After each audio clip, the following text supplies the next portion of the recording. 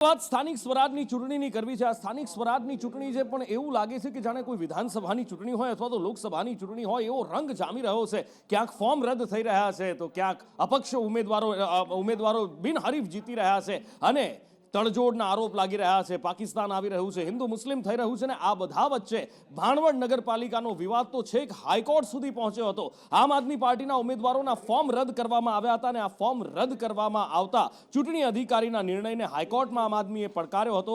સામે દલીલ કરવામાં આવી હતી કે જે નિર્ણય લેવામાં આવ્યો છે બિલકુલ યોગ્ય છે અને આ ફોર્મ રદ કરવાના નિર્ણયને યોગ્ય ઠેરવી હાઈકોર્ટે આમ આદમી પાર્ટીને મોટો ઝટકો આપ્યો છે।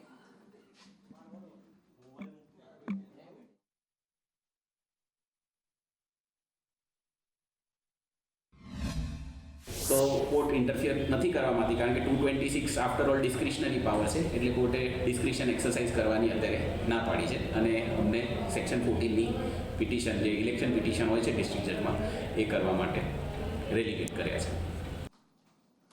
અને ઉમેદવારો હવે પક્ષ પલટા પણ કરી રહ્યા છે અને ઉમેદવારો ચૂંટણી ન લડવાના પણ નિર્ધાર કરી રહ્યા છે। જ્યારે ફોર્મ ચકાસણી થઈ રહી હતી, ફોર્મ પાછા ખેંચવાની તારીખ બાકી હતી, ત્યારે આપણે જોયું કે ઘણા બધા ઉમેદવારો એવા હતા કોંગ્રેસમાંથી કે પછી આમ આદમી પાર્ટીમાંથી જેમણે ફોર્મ પાછા ખેંચી લીધા અને ભારતીય જનતા પાર્ટીના ઉમેદવારો બિનહરીફ જીતી ગયા હતા। લગભગ 200 જેટલી સીટો છે ભારતીય જનતા પાર્ટી જીતી ચૂકી છે અલગ અલગ જગ્યાએથી અને હજી પણ આ સિલસિલો અટકવાનું નામ નથી લઈ રહ્યો અને ફરી એકવાર આવું જ થયું છે। કોંગ્રેસને એક મોટો ઝટકો લાગ્યો છે જ્યારે કોંગ્રેસના ઉમેદવારો કોડીનાર નગરપાલિકામાં કોંગ્રેસને મોટો ઝટકો એટલા માટે લાગ્યો છે કે વોર્ડ નંબર 1 અને 2 ના ઉમેદવારો ભારતીય જનતા પાર્ટીમાં જોડાઈ ગયા છે। ભરત કાતિરા અને વર્ષાબેન કાતિરા ભારતીય જનતા પાર્ટીમાં જોડાઈ ગયા છે। જૂનાગઢમાં પણ આપણે જોયું હતું કે જ્યારે શહેર પ્રમુખની પણ પ્રતિક્રિયા આવી હતી મહાનગરપાલિકાની ચૂંટણીમાં કે ભારતીય જનતા પાર્ટી સાથે કદાચ એમને દોસ્તી થઈ ગઈ, ભારતીય જનતા પાર્ટીનું ચરિત્ર અને ભારતીય જનતા પાર્ટીનું વલણ એમને ગમી ગયું માટે ફોર્મ પાછા ખેંચી લીધા। ભારતીય જનતા પાર્ટી તરફ આટલા બધા કોંગ્રેસના ઉમેદવારો આકર્ષાઈ રહ્યા છે ને એ પણ ચૂંટણી સમયે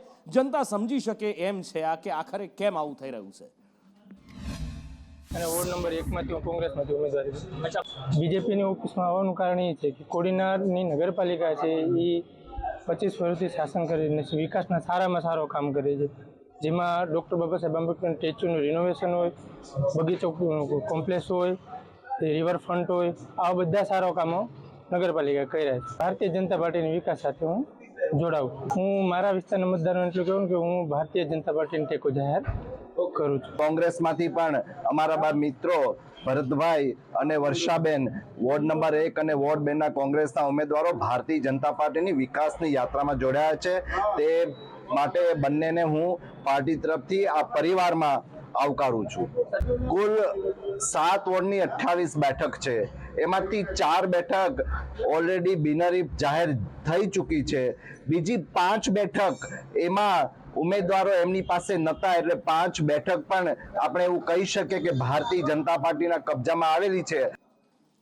એટલે એવું નથી કે આ આગ આમ આદમી પાર્ટી કે કોંગ્રેસમાં જ લાગેલી હોય। ભારતીય જનતા પાર્ટીનું ઘર પણ સહી સલામત તો નથી જ। ભારતીય જનતા પાર્ટીનું ઘર પણ સળગી રહ્યું છે, પણ એ સપાટી પર નથી આવતું। સપાટી પર ત્યારે આવે છે જ્યારે શિસ્ત ભંગના પગલાં ભરવામાં આવે છે। ભારતીય જનતા પાર્ટી અલગ અલગ જિલ્લા તાલુકાઓમાં નગરપાલિકા કે પછી તાલુકા જિલ્લા પંચાયતની જે પેટા ચૂંટણીઓ થઈ રહી છે એમાં જે પણ બગાવત કરીને ગયા છે, જે પણ અપક્ષ ઊભા રહ્યા છે એમની સામે હવે લાલ આંખ કરી રહી છે। એક પછી એક કાર્યવાહી થઈ રહી છે અને હવે વલસાડ જિલ્લાની ચૂંટણી પહેલા પક્ષ વિરોધી પ્રવૃત્તિ કરનાર 20 લોકોને 20 કાર્યકરોને સસ્પેન્ડ કરવામાં આવ્યા છે। સાથે જ અપક્ષ ઉમેદવારી જેમણે કરી છે, પક્ષ સાથે છેડો ફાડી એમને અપક્ષ ઉમેદવારી બદલ સસ્પેન્ડ કરવામાં આવ્યા છે। વલસાડના 15, પારડીના 3, ધરમપુરના 2 કાર્યકર્તાઓને સસ્પેન્ડ કરવામાં આવ્યા છે।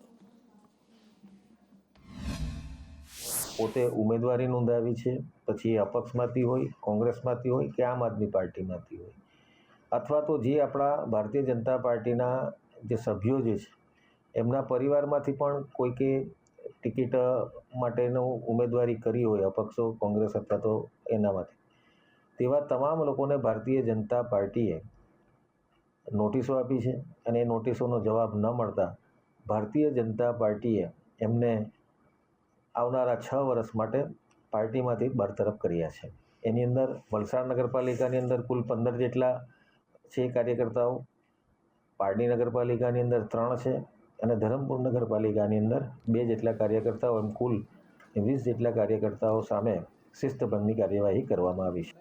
રાજ્યમાં સ્ટાફ નર્સની ભરતી થઈ અને આ ભરતી વિવાદોના વંટોળમાં ઘેરાઈ ગઈ, કારણ કે જ્યાં આરોપ એવો લાગ્યો કે પેપર વાંચતા 1 કલાક લાગે, એમાં આ પરીક્ષાર્થીઓ 20-20 મિનિટમાં પેપર ભરીને કેવી રીતે જતા રહ્યા. જીટીયુએ પેપર સેટ કરેલું હતું. જીટીયુ પેપર સેટરના બચાવની ભૂમિકામાં પણ આવ્યું, પોતાની પણ બચાવ કરવામાં જીટીયુ લાગી ગયું હતું. પણ આરોગ્ય વિભાગે ખુલાસો માંગ્યો હતો કે આખરે આ ABCD નો ક્રમ છે એ કેવી રીતે આવું બની શકે, અને જીટીયુ પાસેથી રિપોર્ટ માંગ્યો હતો. જીટીયુએ રિપોર્ટ આપ્યો છે અને રિપોર્ટમાં શું આવ્યું છે અને આગળ શું થઈ શકે છે, હિરેન પાસેથી જાણીએ. હિરેન,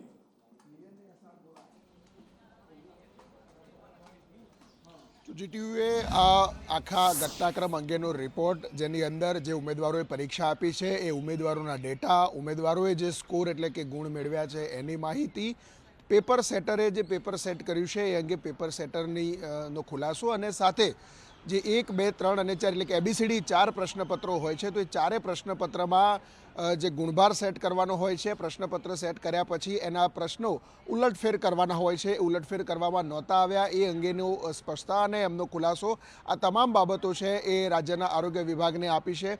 આ ઉપરાંત જે પણ ઉમેદવારોએ હાઈએસ્ટ એટલે કે સૌથી વધુ માર્ક્સ મેળવેલા છે, કેટલાક ઉમેદવારોના 100માંથી 100 છે, તો એવા ઉમેદવારોની ડેટા છે તે પણ અલગથી આપવામાં આવ્યો છે.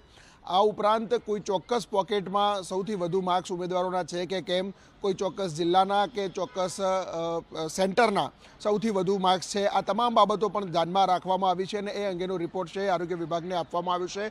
જોકે હજી સુધી આરોગ્ય વિભાગ અને જીટીયુને આમાં ગેરરીતિ થઈ હોવાની કોઈ ફરિયાદ નથી મળી, પરંતુ સોશિયલ મીડિયા પર આખો વિષય ચાલ્યો અને પરીક્ષામાં જે આન્સર કી હતી એ આન્સર કીની પેટર્ન શંકા ઉપજાવનારી છે, અને એટલા જ માટે શંકાના આધારે આરોગ્ય વિભાગે રિપોર્ટ માંગ્યો છે. એનાલિસિસ પછી આરોગ્ય વિભાગ પોતાનો અંતિમ નિર્ણય જાહેર કરશે. અને આગળ વાત કરવી છે સૌરાષ્ટ્ર યુનિવર્સિટીની, અને સૌરાષ્ટ્ર યુનિવર્સિટીનું જ્યારે નામ આવે તો તેની સાથે વિવાદ જોડાયેલો રહે અને રહે જ. હવે કુલપતિ મળી ગયા છે સૌરાષ્ટ્ર યુનિવર્સિટીને, કાયમી કુલપતિ મળ્યા છે, પણ આ કાયમી કુલપતિ એમની કારને લઈ એના પર લગાવવામાં આવેલી સાયરનને લઈને વિવાદમાં આવ્યા છે. આમ તો કુલપતિનું કહેવું છે કે બિલકુલ તેઓ કોઈ VVIP કલ્ચરમાં માનતા નથી, બિલકુલ એક સામાન્ય સાધારણ કોમન મેનની જેમ જીવવામાં માને છે. પણ જ્યારે સાયરન વિશે પૂછવામાં આવ્યું તો ડોક્ટર ઉત્પલ કહી રહ્યા છે કે સાયરન તો હું નહીં હટાવું, આરટીઓ પરવાનગી આપશે તો હું સાયરન તો રાખીશ જ, પણ આરટીઓ કહે છે કે 119ની કલમ હેઠળ અમે આની પર કાર્યવાહી કરીશું. બીજી યુનિવર્સિટી, આ સૌરાષ્ટ્ર યુનિવર્સિટીની કુલપતિની એકની વાત નથી, રાજ્યની ઘણી બધી યુનિવર્સિટી છે રાજ્ય એની અંદર કુલપતિની કાર ઉપર હૂટર રાખેલું છે, બરાબર. એ ન્યાય આપણે અહીંયા હૂટર અહીંયા 10 દિવસ પહેલાં મુકાયું છે, એનો કોઈ ઉપયોગ હજી સુધી કર્યો નથી. જો કોઈ વિવાદ ઊભો થાય એવું હશે, હું અંગત રીતે VIP કલ્ચરનો સખત વિરોધી માણસ છું, મારું બેકગ્રાઉન્ડ જ એ છે, તો આની અંદર જે કંઈ બીજું આગળ સૂચના મળશે એ પ્રમાણે આપણે કાર્યવાહી એની અંદર કરવાની છે. સાયરન જે હોય છે કે હૂટર હોય છે એને લગાવવાની ફક્ત ને ફક્ત પરમિશન જે સેન્ટ્રલ મોટર વ્હીકલ રૂલ્સ 119માં જણાવ્યા મુજબ એમ્બ્યુલન્સ છે, ફાયર ફાઇટરો છે અને ડિઝાસ્ટર મેનેજમેન્ટ ડ્યુટી સાથે સંકળાયેલા જે પણ વાહનો જે છે અને બચાવ રાહત દરમિયાન જે વાહનો ઉપયોગમાં લેવાતા હોય એની અંદર આ સાયરન ફિટ કરી શકાતા હોય છે અને મલ્ટી કલરની લાઇટોનો ઉપયોગ થતો હોય છે. કે આપણે અત્રેની કચેરી દ્વારા કાર્યવાહી કરવામાં આવશે અને મોટર વ્હીકલ એક્ટની કલમ 194 મુજબની કાર્યવાહી કરવામાં આવશે. વાત કરવી છે 4 પગના આતંકની. નાના ઉંદેડાઓથી લઈ અને દીપડાનો ત્રાસ ગુજરાતમાં વધી રહ્યો છે. એક બાજુ હોસ્પિટલમાં ઉંદરનો ત્રાસ, બીજી બાજુ દીપડાઓ, રાની પશુઓ જંગલ મૂકી અને જંગલના સીમાડા વટાવી ગામ શહેર સુધી પહોંચી ગયા છે. 4 દ્રશ્યો કે જ્યાં હોસ્પિટલમાં કૂતરાઓનો ત્રાસ, જામનગરની ગુરુ ગોવિંદસિંહ હોસ્પિટલ કે જેમાં રખડતા કૂતરાઓ દેખાઈ રહ્યા છે, લોકોના ઉપર જોખમ તોળાતું દેખાઈ રહ્યું છે. વડોદરામાં એક સરકારી કચેરીની અંદર વાંદરો કપિરાજ પહોંચી ગયો અને અધિકારીની ખુરશી પર બેસી અને ગુરકિયા કરવા લાગ્યો. આ બાજુ અમરેલીમાં પેટ્રોલ પંપ ઉપર દીપડો અને સુરતમાં રાજકોટમાં સિવિલ હોસ્પિટલમાં ઉંદરોનો ત્રાસ, જેનો વિડીયો દર્દીઓએ બનાવ્યો હતો. વડોદરાને સંસ્કારીની નગરીની સાથે વડનગર પણ કહેવામાં આવે છે અને તેના કારણે જ અહીંયા જે કપિરાજોની પણ સંખ્યા ખૂબ વધુ છે અને આ જે પાલિકાની ઓફિસ છે તે પણ ખૂબ જ ઐતિહાસિક છે અને અહીંયા ખૂબ મોટા સંખ્યામાં અહીંયા કપિરાજો હોય છે. આજે સવારે અહીંયા કપિરાજ અહીંયા આવી ગયા હતા. જે સામાન્ય વહીવટી વિભાગ છે તેમાં કપિરાજ આવતા અહીંયા દોડધામ મચી હતી. જોકે આ કપિરાજ ઘાયલ હોવાની વાત છે. તાત્કાલિક જ કપિરાજને અન્ય સ્થળે મોકલવામાં આવ્યું હતું. 10 સવા 10ની આજુબાજુ એને કંઈ વાગેલું હતું? હા, પગમાં વાગેલો હતો. એટલે અહીંયા વાંદરાઓની સંખ્યા વધારે છે અહીંયા આસપાસ કચેરીમાં? એ આવતા રહેતા હોય, આસપાસ આવતા રહેતા હોય પાછળ. ઝાડ છે એટલા હા, એટલા માટે આવતા એના પર હુમલો કર્યો હોય એવું કંઈ? ના હુમલો કાંઈ નથી કર્યો. ઘાયલ જ હતો. રેસ્ક્યુ ટીમ આવીને ત્યારે વાંદરો ગભરાઈ ગયો અને એના લીધે વાંદરાના આવવા જવાનું થોડું થયું. બસ. કોઈના પર હુમલો કર્યો હોય? ના, કોઈના ઉપર હુમલો નહીં. સવારે ઓફિસના દરવાજા ખોલતા વાંદરો અંદર આવી ગયો હતો ઓફિસમાં, જે ઈજાગ્રસ્ત અવસ્થામાં હતો. ત્યારબાદ રેસ્ક્યુ ટીમને ફોન કરતા તે દ્વારા આવવાથી ત્યાંથી વાંદરો ભાગી ગયો હતો.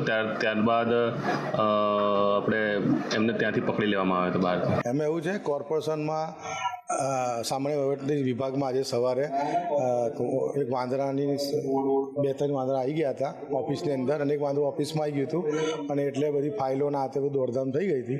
પણ એનું કારણ છે પાછળ શાકભાજી વિતરણ મળે છે, એના લીધે વાંદરા અહીંયા અવારનવાર આવતા હોય છે. પણ ઘણીવાર એવું ધ્યાન રાખવું જોઈએ કે કોઈને વાંદરું મારી ના જાય, કોઈ બચકું ના પડી જાય, એની તકેદારી કોર્પોરેશને રાખવી જોઈએ. કેમેરા પર્સન નિકેશ વડોદ સાથે કુણાલ શર્મા, સંદેશ ન્યૂઝ, વડોદરા.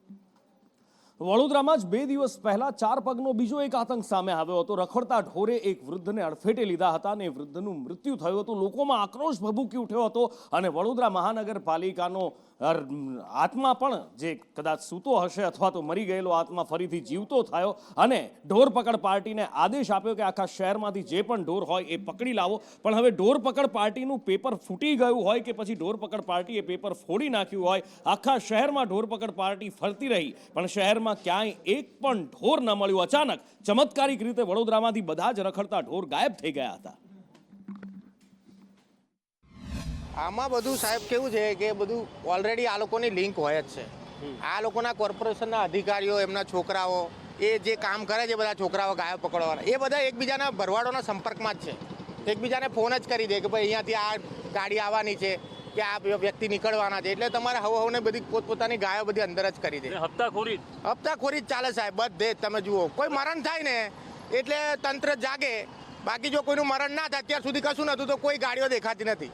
હવે પેલા કાકા તે દિવસ આ એક્સપાયર થઈ ગયા હમણાં ગઈકાલે ઢોરની અરફેટે, બરાબર. એટલે આ તંત્ર પાછું જાગ્યું. 4-5 દિવસ આ ચાલશે આવું, અને પાછું 5મા દિવસે હતું એવું ને એવું. ગતરોજ વડોદરા શહેરમાં એક વૃદ્ધનું રખડતા ઢોરને અડફેટે મોત થયું, ત્યારે પાલિકાની ટીમો હવે જાગી છે, એક્શનમાં આવી છે. 3 શિફ્ટમાં કામ કરવામાં આવશે અને પાલિકાની જે ટીમો છે પોલીસ પ્રોટેક્શન સાથે વડોદરા શહેરમાં હાલ તમામ સ્થળો ઉપર જઈ રહી છે. પરંતુ આજે જાણે પેપર ફૂટી ગયું હોય એ રીતે રખડતા ઢોર ઓછા જોવા મળી રહ્યા છે. આજે કયા વિસ્તારમાં જઈને આવ્યા સવારથી? સર હમણાં કંઈ એટલે કયા વિસ્તારમાં એવું છે નહીં. ઓકે. કોઈ ઢોર મળ્યા છે રખડતા?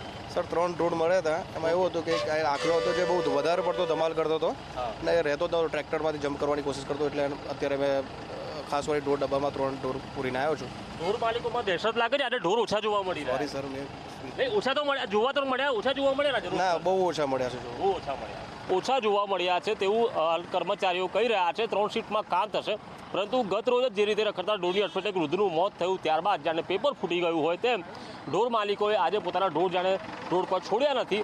થોડા દિવસ આવું ચાલશે ને ત્યારબાદ ફરી એકવાર જે રખડતા ઢોરનો ત્રાસ યથાવત રહેશે કે કેમ તે જોવું રહ્યું. કેમેરા પર્સન નિકેશ વડોદ સાથે કુણાલ શર્મા, સંદેશ ન્યૂઝ, વડોદરા. છેલ્લા ઘણા સમયથી એક મુદ્દો અમદાવાદમાં ચર્ચામાં છે અને એ છે ગેરકાયદેસર રહેતા બાંગ્લાદેશીઓનો. આમ તો આ મુદ્દો જ્યારે મહાનગરપાલિકાની ચૂંટણી આવતી હોય, વિધાનસભાની ચૂંટણી આવતી હોય, એ વખતે ખાસ તો ઉઠતો હોય છે, અથવા લોકસભાની ચૂંટણી, કોઈ પણ ચૂંટણી સમયે કે ભાઈ એ બાંગ્લાદેશી વોટર્સ છે, એમને ગેરકાયદેસર અહીંયા વસવાટ કરાવવામાં આવે છે, વગેરે વગેરે આક્ષેપ આક્ષેપ સત્તાપક્ષ વિપક્ષના આપણે જોયા છે. પણ આ વખતે ખરેખર કડક કાર્યવાહી કરાઈ હોય એવું દેખાઈ રહ્યું છે, કારણ કે અમદાવાદ ક્રાઇમ બ્રાન્ચે કોમ્બિંગ કર્યું અને કોમ્બિંગમાં 50 બાંગ્લાદેશીઓ ઝડપાયા હતા. ગેરકાયદેસર રીતે અહીંયા રહેતા હતા અને કેટલાક આરોપીઓ હ્યુમન ટ્રાફિકિંગમાં પણ જોડાયેલા હતા. એ 50-50ને ડિપોર્ટ કરી દેવામાં આવ્યા છે. જે તળાવ વિસ્તાર છે ત્યાં બાંગ્લાદેશી નાગરિકો વધુ પ્રમાણમાં રહેતા હોવાનું માહિતી મળેલી, અને એ આધારે જે પણ કોમ્બિંગ દરમિયાન બાંગ્લાદેશી નાગરિકો મળેલા એમાં મોટાભાગના જે બાંગ્લાદેશી નાગરિકો પાસે બનાવટી આધાર કાર્ડ અને અન્ય ભારતીય નાગરિક હોવાના પુરાવા પ્રાપ્ત થયેલા. આ તપાસ દરમિયાન એક બીજી મહત્ત્વની વસ્તુ એ જાણવા મળેલી કે બાંગ્લાદેશી જે મહિલાઓ અને સગીર જે યુવતીઓ છે એમને બાંગ્લાદેશથી અહીંયા કામકાજના માટે એના બહાના હેઠળ લાવવામાં આવતા હતા અને દેહ વેપારના જે વ્યવસાય છે એમાં ધકેલી દેવામાં આવતા, અને એમનું ખૂબ જ શારીરિક, આર્થિક અને માનસિક શોષણ પણ થતું હતું. કે પ્રથમ વખત એવું થયું છે કે બાંગ્લાદેશ દ્વારા આ જે ભારતમાં અમદાવાદ શહેરમાં વસતા ગેરકાયદેસર રીતે વસતા બાંગ્લાદેશી નાગરિકો એ તેઓના નાગરિક છે એવું પ્રથમ વખત સ્વીકારેલું છે. બનાવટી બિઝનેસ ફર્મના નામે પણ ઘણા બધા પૈસા બાંગ્લાદેશ મોકલવામાં આવી રહેલા છે. જે પણ ઇનપુટ્સ આવી રહેલા છે કેન્દ્રીય એજન્સીઓ તરફથી, જેમ કે અલ કાયદા ઇન્ડિયન સબ કોન્સ્ટિટ્યુટના માધ્યમથી જે પણ ગેરકાયદેસર પ્રવૃત્તિ થઈ રહેલી છે એ દિશામાં પણ અત્યારે હાલ કાર્યવાહી હાથ ધરાઈ રહેલા આવેલી છે. અને આગળ વાત કરવી છે પોલીસ અધિકારીના નિવેદનથી, જેને લઈ અને પાટીદાર સમાજમાં ખળભળાટ મચી ગયો છે. કારણ કે આ નિવેદન એક પીએસઆઈ દ્વારા આપવામાં આવ્યું છે. સરથાણા પોલીસ સ્ટેશનના પીએસઆઈ ઉર્વશી મેંદપરા દ્વારા પાટીદાર સમાજના એક કાર્યક્રમમાં નિવેદન જે આપવામાં આવ્યું એ ખરેખર ચોંકાવનારું, ખળભળાટ મચાવનારું હતું. શું કહ્યું પહેલા એ સાંભળો. જો હું તમને સરથાણા પોલીસ સ્ટેશનની વાત કરું, સાંજે અમે લોકોનું કામ છે કે સૌથી વધારે નશાની હાલતમાં હોય એમના કેસ કરવા. એટલે અમે અમારા ટાર્ગેટ ઉપર નીકળતા હોય છે કે આટલા કેસ આજે કરવાના છે. એમાંથી 15 છોકરા લાવ્યા હોય, એમાંથી 10 છોકરા પટેલ સમાજના હોય છે. મને જોઈને બહુ દુઃખ થાય છે કે અને પછી તમે હાથ જોડો છો આવીને કે સાહેબ તમે તો પટેલ છો, તમે તો સમજો. મને કોઈક આવું કે ને એટલે મને વધારે ગુસ્સો આવે છે. અને હું એમ કહું છું એને કોઈ પણની ભલામણ આવે, પણ મારા પટેલ સમાજને તમારે છોડવાનો નથી. એક રાતની અંદર લોકઅપમાં રહેશે ને તો એને ખ્યાલ આવશે કે આ વસ્તુ ન કરાય. પટેલ સમાજે આટલી નામના મેળવી છે, આટલું આગળ વધ્યા છે, તો શું કામ આવી રીતે પતન તરફ જવાનું? આજુબાજુના વ્યક્તિ પણ અમને એમ કહેતા હોય છે કે સાહેબ તમારો સમાજ છે. કેટલી શરમ આવે. પીએસઆઈ ઉર્વશીબેને જે પ્રતિક્રિયા આપી છે, જે વાત કરી છે, અને એના ઉપર પ્રતિક્રિયા માટે લાલજી પટેલ અમારી સાથે જોડાયા છે એસપીજીના. લાલજીભાઈ, ઉર્વશીબેને જે પ્રતિક્રિયા આપી, એક પીએસઆઈ તરીકે એમના અનુભવ એમને વર્ણવ્યા છે, સમાજની વ્યથા એમણે એમના મોઢે કહી છે. આ નથી કોઈ નેતા કે કોઈ રાજનીતિની વાત કરતા, પણ સમાજનું એક ચિત્ર આપણી સામે મૂક્યું છે લાલજીભાઈ, અને ખૂબ મોટી ચિંતાનો વિષય છે આ. ચોક્કસ અત્યારે હાલ સમાજની અંદર યુવાનો વ્યસન પાછળ છે. બેનની વાત એકદમ સાચી છે. એના માટે પરિવારને જાગૃત થવું પડે. સમાજના જેટલા પણ સેમિનાર થતા હોય, મેળાવડા થતા હોય, એમાં પણ અભિયાન પકડવું પડે. તો જ આમાં યુવાનો વ્યસન કરતા અટકી શકે એમ છે. બાકી અત્યારના યુવાનો અટકાવવા બહુ અઘરી વસ્તુ છે. મા બાપને જ પહેલા જે પ્રથમમાં મા બાપે જ જાગૃત થવું પડે અને પછી સમાજે જાગૃત થવું પડે. પણ લાલજીભાઈ, બેને હિંમત કરી છે દરેક સેમિનારમાં રાખવા જોઈએ. હા, અને આ બેને જે હિંમત કરી છે એમની હિંમતને દાદ આપવી પડે. કારણ કે એક બાજુ ગુનાખોરીની વાત થાય, જ્યાં પ્રોહિબિશનની વાત આવે, એટલે કે દારૂબંધીની વાત આવે, તો પોલીસ દાવા કરે છે કે ભાઈ ગુજરાતમાં દારૂ નથી મળવા દેતા. પણ બેને સાચું ચિત્ર ન માત્ર સમાજનું પણ ગુજરાતની કાયદો વ્યવસ્થાનું પણ મૂક્યું છે. આ ચોક્કસ વાત છે. બેનને અનુભવ કયા છે અને ખરેખર અત્યારે દરેક સમાજના યુવાન માટે લાલબત્તી સમાન છે. યુવાનો વ્યસન પાછળ દિવસે ને દિવસ વધી રહ્યા છે.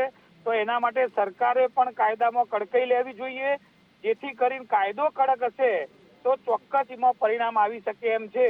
એટલે અમે એ જ કહેવા માંગીએ છીએ કે પાટીદાર સમાજની વાત નહીં, પણ દરેક સમાજે પોતાના યુવાનો સારે અભ્યાસની અંદર, ગવર્મેન્ટ જોબની અંદર, સ્પોર્ટની અંદર આગળ વધે એવા સેમિનાર કરવા જોઈએ. અને ખાસ વ્યસન મુક્તિના તો દરેક ફંક્શનની અંદર સેમિનાર કરવા જોઈએ. તો જ આમાં પરિણામ તરફ જઈ શકીએ એમ છીએ. એટલે લાલજીભાઈ, કાયદો કડક કરવાની આપ વાત કરો છો, પણ અહીંયા એક વસ્તુ એવું નથી લાગતું કે અહીંયા સપ્લાય અને ડિમાન્ડ બંનેનો નિયમ લાગુ પડે છે? કારણ કે ડિમાન્ડ છે ત્યારે સપ્લાય આવે છે, અને સેમિનારની જ્યાં સુધી તમે વાત કરી રહ્યા છો, લાગે છે કે સેમિનાર ઇનફ છે આ જે સમાજના યુવાનો ગેરમાર્ગે દોરાય છે, નશાના માર્ગે દોરાય છે, એના માટે, કે હજી કંઈક એનાથી આગળ વધીને 2 ડગલા કંઈક વધારે વિચારવું પડશે? જો કાયદો તો કડક કરવો જ જોઈએ, પણ સાથે સાથે યુવાનો મેં ધાર્મિક બાબતમાં આગળ કરીએ, જેમ સ્વામિનારાયણ પંથ છે એ પણ સારું એવું કામ કરે છે કે યુવાનો વ્યસન મુક્ત થાય. એમ સમાજની અંદર જો એ અભિયાન ચલાવવામાં આવે તો એમાં થોડા ટકાવારીની અંદર પરિણામ સારી તરફ જઈ શકે છે. એટલે પહેલા પરિવાર, પછી સમાજ અને ધાર્મિક પ્રવૃત્તિમાં યુવાનો વળશે તો ચોક્કસ રિઝલ્ટ મળી શકે એમ છે. બાકી અત્યારના કાયદો વ્યવસ્થા કડક કરવામાં નહીં આવે તો ધીરે ધીરે દૂષણ તો વધવાનું છે. તો સરકારે પણ એમના તરફથી કાયદો ને વ્યવસ્થા મજબૂત થાય આ બાબતે તો ચોક્કસ આમાં પરિણામ આવી શકે. બાકી કોઈ પણ ભલામણ હોય તો અમે પોતે એને બેનને સમર્થન આપીએ છીએ કે જો સમાજના દીકરા આવી રીતે પકડાય તો એમને પણ કડકમાં કડક સજા કરવી જ જોઈએ, જેથી કરીને પરિવાર અને જે વ્યક્તિ પકડાયો હોય એને ખબર પડે કે ભાઈ વ્યસન કરવામાં મજા નથી, કાયદો જાળવી રાખવો જોઈએ. લાલજીભાઈ, સંદેશ ન્યૂઝ સાથે વાતચીત કરી, આપે સમય ફાળવ્યો એ બદલ ખૂબ ખૂબ આભાર. વરુણ પટેલ અમારી સાથે જોડાયા છે. વરુણભાઈ, બેને જે વાત કરી છે, શું સહેમત છો આપ એમની સાથે? 100% સમાજ, પાટીદાર સમાજમાં કોઈ બી મંચસ્થ મહાનુભાવ હોય હંમેશા સમાજના યુવાનોને અને બધાને સલાહ સૂચન આપતા જ હોય છે કે સમાજે વ્યસન મુક્ત બનવું જોઈએ અને વ્યસન મુક્ત બને એ સારી બાબત છે અને સમાજે એ દિશામાં આગળ વધવું જોઈએ અને એક જવાબદાર અધિકારી તરીકે એમને પોતાનો અનુભવ સમાજની વચ્ચે રજૂ કર્યો અને સમાજને એક પ્રેરણા આપી અને સમાજની બાજુ વિચારતા એ દિશામાં વિચારવાનું પણ કીધું કે ભાઈ પાટીદાર સમાજના યુવાનોમાં જે પણ વ્યસનની કે કુટેવ જે પડી રહી છે એને મેક્સિમમ કંટ્રોલ કઈ રીતે કરી શકાય, જેમાં ઘટાડો કઈ રીતે કરી શકાય અને ધીમે ધીમે કરી અને આખું તો કહું છું કે ખાલી આખો સમાજ નહીં, આખું ગુજરાત અને આખો દેશ વ્યસન મુક્ત બને એ ખૂબ સારી બાબત છે. પણ વરુણભાઈ, એક વાત છે કે જે સુરતમાં મોટી સંખ્યામાં આપણો પાટીદાર સમાજ સૌરાષ્ટ્રથી માઇગ્રેટ થઈને ગયેલા, અત્યારે તો બીજી પેઢી ત્યાં આગળ છે અને એ સમાજ જે સુરતની શાન કહેવાય, હીરા ઉદ્યોગ, તો એમાં પાટીદાર સમાજ છે અને એની સાથે સાથે ટેક્સટાઇલ, એમાં પણ પાટીદાર સમાજનું મોટું યોગદાન છે. પણ આ જે હવેની પેઢી છે, 15માંથી 10 પટેલના દીકરા પકડાય, જ્યારે ઉર્વશીબેન એક PSI તરીકે એમની આ વ્યથા મૂકે છે. આ વાત નથી કરી ખાલી, એમણે વ્યથા મૂકી છે, એ મોટી ચિંતાનો વિષય છે. દારૂ ઘૂસે છે, લોકો પીવે છે, એ એક મોટી ચિંતા છે. હા, એમની વ્યથા ખૂબ સાચી છે અને ખૂબ ગંભીર બાબત છે. આ એમની જે વ્યથા મૂકી છે અને પોતાનો જે અનુભવ વર્ણવ્યો છે એ અનુભવ સાચો છે ને એ દિશામાં સમાજે અને ખાસ કરીને યુવાનોએ અને આવનારી પેઢીએ આ વિચારવાનું છે કે કેમ કરી અને આપણે મહત્તમ રીતે વ્યસનથી દૂર રહેવું અને વ્યસન ઓછું થાય. સમાજમાં નહીં, હું તો કહું છું આખા સમગ્ર ગુજરાતના દરેક સમાજમાંથી વ્યસન ઓછું થાય, સ્વાસ્થ્ય સારું રહે અને કાયદા મર્યાદામાં બધું એ ખૂબ જરૂરી છે. અને વરુણભાઈ, એ દિશામાં ચિંતન કરું છું. હું તો ખાસ કરી અને સંદેશ ટીવીને ખૂબ અભિનંદન આપું છું કે એક નાની વાત પણ વિષય ખૂબ ગંભીર છે ગુજરાતના વિકાસ માટે અને ગુજરાતના આરોગ્ય માટે. સંદેશે એક જવાબદાર ચેનલ તરીકે આ વિષયને આટલો હાઇલાઇટ કર્યો, એટલે જે બેને કામ કર્યું છે એનાથી પણ વિશેષ કામ તમે કરી રહ્યા છો, એટલે હું તમને વિશેષ અભિનંદન આપું છું ને આ દિશામાં. નહીં, વરુણભાઈ, એ આપના અભિનંદન બદલ આભાર. પણ એક સવાલ બીજો પણ એક થાય, વરુણભાઈ સાથે સંપર્ક કપાઈ ગયો કદાચ. હા, વરુણભાઈ જોડાયેલા છે. ઓકે, વરુણભાઈ સાથે સંપર્ક કપાઈ ગયો છે. પણ PSIએ ન માત્ર આ દારૂની વાત કરી છે, ખૂબ ગંભીર વાત પણ કરી છે કે સાયબર ફ્રોડમાં પણ જેટલા પકડાય છે એમાંથી 50% પટેલોના દીકરા હોય છે. એટલે સવાલ અહીંયા એ પણ થાય છે કે આખરે આ ગુનાખોરીના રસ્તે રૂપિયા કમાવવા માટે યુવાનો કેમ ચડી રહ્યા છે? શું નોકરી નથી મળી રહી એટલા માટે જઈ રહ્યા છે કે પછી મોજશોખ માટે જઈ રહ્યા છે? એ પણ એક મોટો સવાલ છે. શું કહ્યું ઉર્વશીબેને? સૌથી પહેલા ફરી એકવાર એ સાંભળીએ. પટેલ, હું તમને સરથાણા પોલીસ સ્ટેશનની વાત કરું. સાંજે અમે લોકોનું કામ છે કે સૌથી વધારે નશાની હાલતમાં હોય એમના કેસ કરવા. એટલે અમે અમારા ટાર્ગેટ ઉપર નીકળતા હોય છે કે આટલા કેસ આજે કરવાના છે. એમાંથી 15 છોકરા લાવ્યા હોય, એમાંથી 10 છોકરા પટેલ સમાજના હોય છે.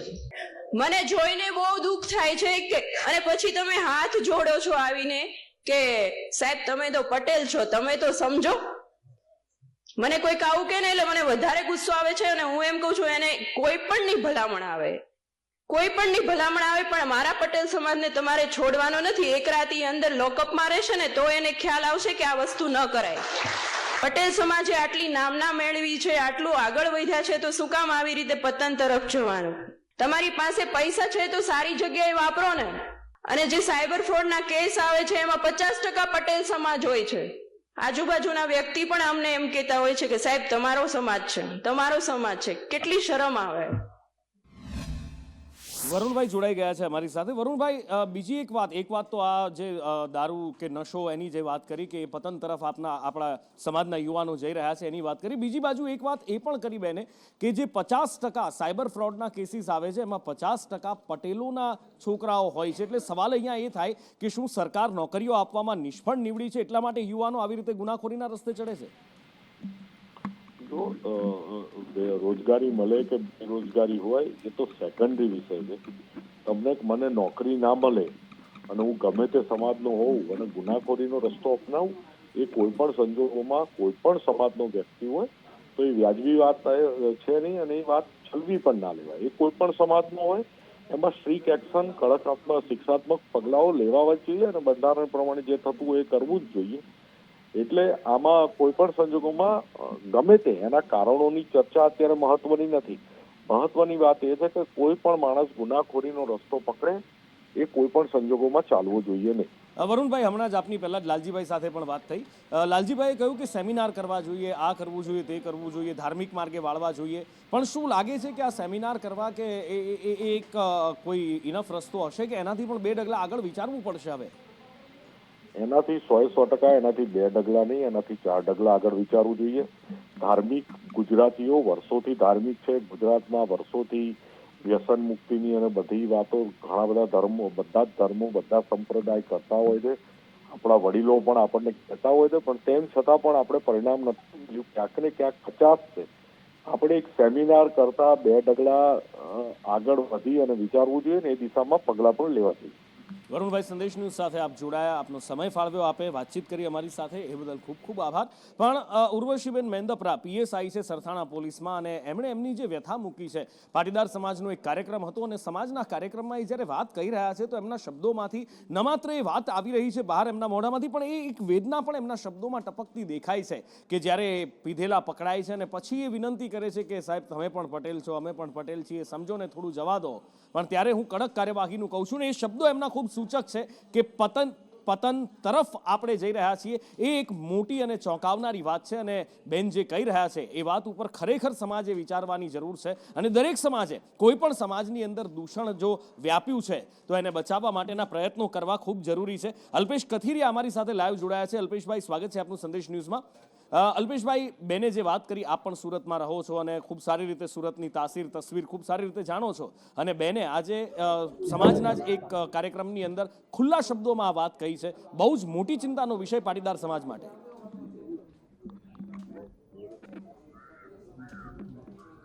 જી નુપુરભાઈ, આ વિસ્તારમાં છેલ્લા 30 વર્ષથી હું રહું છું, અને જેમણે જે આ વાત કરી છે આ વિસ્તારમાં છેલ્લા 6-8 માસથી એમની PSI તરીકેની નોકરી છે. સરથાણા વિસ્તારમાં એમની નોકરી છે. આ વિસ્તારમાં 90%થી પણ વધારે પાટીદાર સમાજની વસ્તી છે. સ્વાભાવિક છે કે એમની સામે જે કેસો આવવાના છે જે વિસ્તારના લોકો છે ને એ જેમની જ્યાં નોકરી છે એ જ આવવાના હોય છે. પણ મને લાગે છે કે આ વિષય એ સમગ્ર ગુજરાતના યુવાનોને સ્પર્શતો વિષય છે, અને જે યુવાનો નશામાં ગરકાવ થઈ રહ્યા છે કે જેનાથી એના પરિવારને નુકસાન થઈ રહ્યું છે, તો એના માટે દરેક કુટુંબ પરિવારે જાગૃતતા કેળવવી જોઈએ, સમાજે પણ જાગૃતતા કેળવવી જોઈએ, અને આ બાબતે સરકારે પણ સમાજનો સાથ લઈ અને એક સારા એવા જાગૃતિના કાર્યક્રમો કરવા જોઈએ કે જેનાથી જે સમાજના યુવાનો આ ક્ષેત્રમાં જઈ રહ્યા છે નશાના બાબતથી દૂર રહે અને સારા એવા કાર્યમાં જોડાય અને સક્રિય અને સનિષ્ઠ રીતે અધિકારી અને સમાજના પ્રયાસો રહેશે તો મને લાગે છે કે જે કોઈ પણ યુવાનો નશાના ક્ષેત્રમાં જઈ રહ્યા છે એ નશાના ક્ષેત્રથી દૂર રહે અને સારા સમાજ, સારા પરિવાર અને સારા એક કાયદો કાનૂન વ્યવસ્થાની જે રચના થાય કે જેનાથી સરવાળે સારા એવા સમાજની આગળ સંગઠન બને. અને અલ્પેશભાઈ, પાટીદાર સમાજ એ સમાજ છે કે જે હંમેશા ખુમારીથી જીવતો આવ્યો છે, પોતાના આત્મબળે જીવતો આવ્યો છે. પહેલા ખેતી અને એના પછી વ્યવસાય અને બિઝનેસમાં પણ ખૂબ મોટું નામ પાટીદારોનું રહ્યું છે. સુરતમાં હીરા ઉદ્યોગમાં તમે જુઓ તો મોટા ભાગના ઉદ્યોગપતિઓ પાટીદાર છે.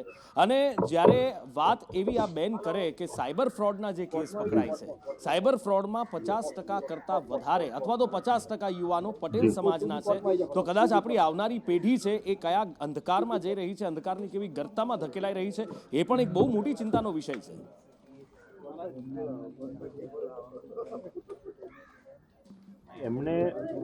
એમની જે વાત છે એ સાયબરવાળા વિષયમાં એટલા માટે હું સહેમત નથી, કેમ કે એ માત્ર એક પર્ટિક્યુલર જ્યાં એ નોકરી કરે છે એટલા પૂરતી વાત કરી રહ્યા છે. સમગ્ર ગુજરાતમાં આ વસ્તુ શક્ય નથી. સાયબર ફ્રોડની વાત છે તો એમાં ઘણા બધા યુવાનો હોય છે. એ સરવાળે સાયબર ફ્રોડ હોય, નશો હોય, દારૂ હોય, ડ્રગ્સ હોય કે કોઈ પણ વસ્તુ હોય, સમાજ કરતાં સમાજને છોડી, મેં કીધું એમ કે આ યુવાનને લગતો વિષય છે. યુવાનોની જાગૃતતા આવવી જોઈએ. આજે દરેક કોઈ પણ પ્રકારની જે આ દુશાસનો છે, જે પણ આ દૂષણો છે, એ ચાહે નશો હોય, જુગાર હોય, વ્યસન હોય, દારૂ હોય, ડ્રગ્સ હોય કે આ સાયબર ફ્રોડ હોય, ચીટિંગ હોય, છેતરપિંડી કોઈ પણ હોય, આજે દરેક ક્ષેત્રમાં પ્રવેશી રહ્યું છે. તો એ કેમ ઘટે અથવા કેમ એનો નિકાલ થાય, આ ક્ષેત્ર કેમ બંધ થાય એ માટેના પ્રયાસો થવા જોઈએ. સમાજ જાગરણનો જ આ વિષય છે. સુરતની અંદર સૌરાષ્ટ્ર પટેલ સમાજ દ્વારા જે દર ગુરુવારે જે કાર્યક્રમ થાય છે થર્સડે ટોટના, એ કાર્યક્રમમાં જ આ નિવેદન આવ્યું છે.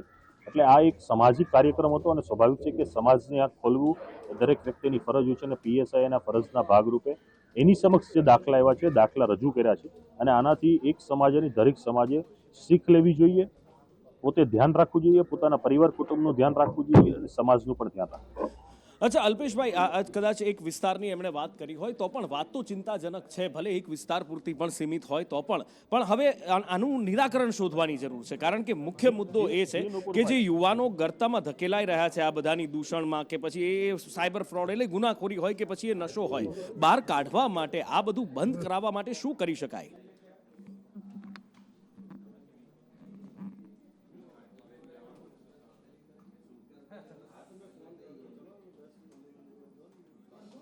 છોડીને પણ આપણે વાત કરીએ તો આપણી સામે રોજબરોજ દાખલા આવે છે. ચાહે કોઈ પણ બાબતના હોય, અલગ અલગ કોઈ ચીટિંગના હોય, છેતરપિંડીના હોય, ફ્રોડના હોય, સાયબરના હોય, વ્યસનના હોય, દરેક ક્ષેત્રના આવી રહ્યા છે. અને એ વસ્તુમાંથી છોડી તમે જે વાત કરી કે આની પાછળ સમસ્યાનું સમાધાન શોધવું પડે. મારા મતે સમસ્યાનું સમાધાન એ જ છે કે આપણે આપણા પરિવાર કે આપણે આપણા પરિવારનું ધ્યાન રાખવું પડશે, આપણે આપણા આજુબાજુના લોકોનું ધ્યાન રાખવું પડશે. ત્યારે સમગ્ર સમાજની જે પણ આ દૂષણો છે એ દૂષણો દૂર થશે. આના માટે દરેક માતા પિતા, વડીલોએ પોતાના બાળક, યુવાન કે યુવતી ક્યાં જાય છે, ક્યાં બેસે છે, એના કોણ મિત્રો છે, એ શું કરે છે, આખી દિવસ દુનિયા એની દિનચર્યા શું છે, એ બાબતનો અભ્યાસ દરેક માતા પિતાએ રાખવો જોશે. જેટલા માતા પિતા અને પરિવાર સજાગ રહેશે ત્યાં એ મને લાગે છે કે જેટલી એમની સજાગતા વધશે એટલા આ જે દૂષણો છે ઘટશે. ઓફકોર્સ પહેલું તો કામ સ્વાભાવિક રીતે પહેલી જવાબદારી તો અલ્પેશભાઈ માતા પિતાની જ આવે, એમાં તો કોઈ બેમત નથી. પણ માતા પિતાથી આગળ જઈને સમાજ લેવલે પણ કંઈક કરવું જોઈએ. જ્યાં સુધી વાત છે પાટીદાર સમાજની, તો આપણી જે ખોડલધામ જેવી સંસ્થાઓ છે એ સંસ્થાઓએ પણ આગળ આવીને અત્યારે પણ કાર્યક્રમો થાય છે, પણ હવે એમાં થોડુંક અગ્રેશન સાથે અથવા તો કંઈક ઇનોવેશન સાથે વિચારીને આગળ વધવાની જરૂરિયાત હવે ઊભી થઈ હોય એવું દેખાય છે આ નિવેદન અને આપણે તમે હું કે કોઈ પણ આજુબાજુ આપણે જે પણ જોઈએ છીએ એ જોયા પછી.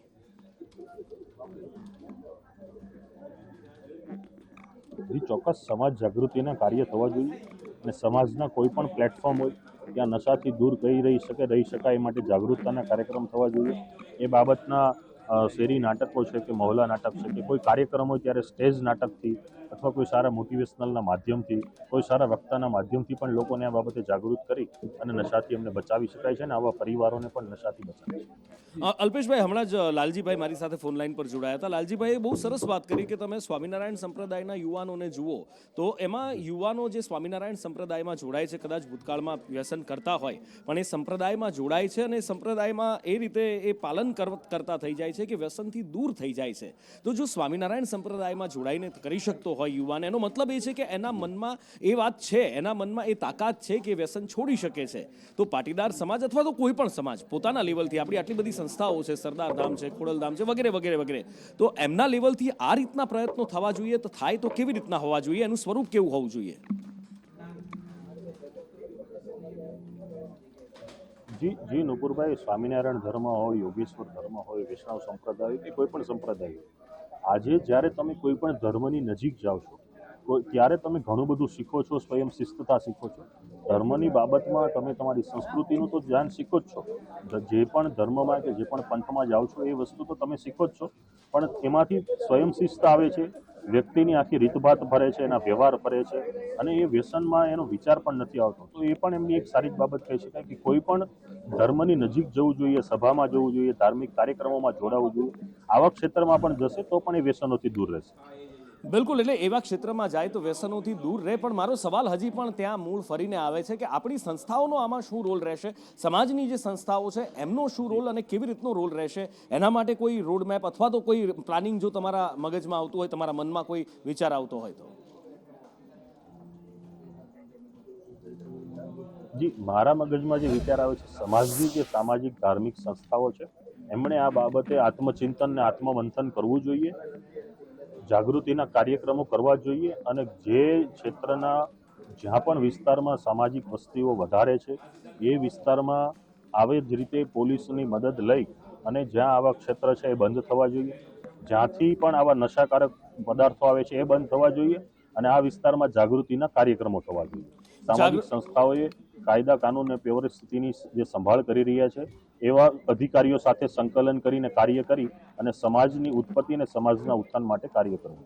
સમાજના ઉત્થાન માટેના કાર્યોની જરૂર છે ને એની સાથે સાથે અલ્પેશભાઈ, ઉર્વશીબેને જે વાત કરી છે, તમે પણ સુરતમાં જ રહો છો, તો ઉર્વશીબેનની પણ સાર સંભાળ રાખવાની હવે વધારે જરૂરિયાત છે, કારણ કે એક બાજુ પોલીસ દાવા કરે છે કે ક્યાંય અમે દારૂ જોવા પણ ના મળે એ રીતની કાર્યવાહી કરીએ છીએ, અને બેને જ ડિપાર્ટમેન્ટની પોલ ખોલી નાખી છે, કારણ કે સપ્લાય અને ડિમાન્ડનો અહીંયા નિયમ લાગુ પડતો દેખાય છે કે સપ્લાય થાય છે ક્યારે કે જ્યારે ડિમાન્ડ ઉઠે છે ત્યારે.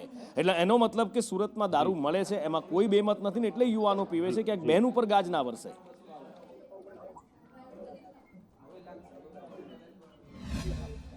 એમના સ્વાભાવિક છે કે એમની સમક્ષ જે એફઆરઆઈઓ કે જે ગુનાઓ આવતા હોય છે એમની એણે વાત કરી છે, એના ઉપર ગાજ ઉજારવા કરતાં પણ એમણે હકીકત જે હતી એ દોરી છે.